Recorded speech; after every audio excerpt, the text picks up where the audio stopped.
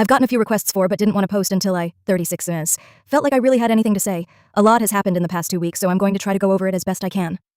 My wife, 34F, and I started talking again. We had a very serious conversation, and I did apologize for what I did to her running shoes, and then I told her I had to speak some truth, and I wanted her to promise me that she wasn't going to roll her eyes, interrupt me, scoff, or get sarcastic with me, which she did. I told her that I was not kidding about my boots, that while most of the time I caught geriatric transports, falls, and nausea, there were instances where response time was of the essence, and I didn't have time to play around with my boots in the middle of the night. I told her that there have been times when my intervention has been critical in saving a life, when my training has helped me recognize an underlying emergency, or when a call I made ensured that a patient was prioritized upon arrival at the hospital. I explained that a lot of the shit I see, I don't tell her about because I don't want to give her nightmares or make her worry about me. She actually listened and didn't dismiss what I had to say. She responded that she was trying to help by keeping things neat. I responded, "But you're not. Sweetie, I'm not trying to be mean, but you're not helping. You're hindering me. One day it may be the difference between life and death. I need you to not touch my gear. It's where I know where it is. It's where I can easily find it in a short amount of time, and if you move it, you are impeding an emergency response. I don't care if it looks neat. It serves a function. It doesn't look pretty. If you want to help me, please leave my gear where I put it." A few nights later, I had my friend Officer Rich come over. Officer Rich was one of the 2 cops that did CPR on the victim that night. The 3 of us sat on our deck and had a few social distancing beers. He talked about getting there, doing CPR, giving Narcan, waiting for the ambulance, and getting her back shortly before we got there. He then pulled out a few photos of car accidents that I had worked.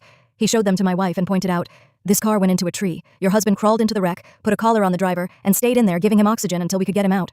Your husband pulled a 3-year-old out of this wreck. Your husband recognized that the driver had a stroke and took her to a stroke center, which likely saved her life."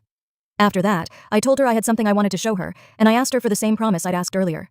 When she agreed, I showed her a video on YouTube of a police body cam from an overdose. This video showed how critical time is in getting someone back, and the training someone goes through in order to give the drug, do CPR, and utilize an AED. I told her, "I'm not trying to attack you, I don't want to have a fight, but I want you to understand what I go through, that I hope every call I go on is transporting a boo-boo, because otherwise it means that if I don't do everything right, someone could die. If I don't get out that door as quickly as possible, someone could suffer brain damage while they're waiting for me to give them oxygen. If I'm upset and shaking because I had to waste time opening my boots, I might miss something critical and someone might not make it."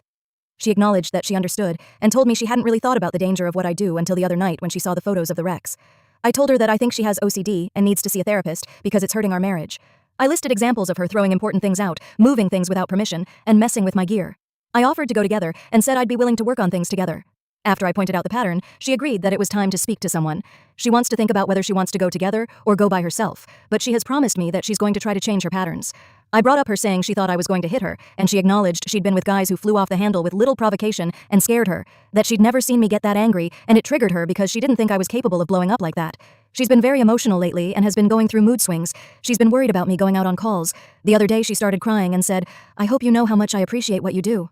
Knock on wood, since we had the big talk, she hasn't touched my boots. Is everything resolved? Not by a long shot, but she seems to have a new appreciation for what I do. Thank you for all of your responses. I wound up not showing her the thread, because a lot of it was pretty harsh towards her. I recognize I cherry-picked incidents that didn't put her in the best light, and there's a lot more to her and our marriage than that. She is the person I chose for the rest of my life, and I want us to work.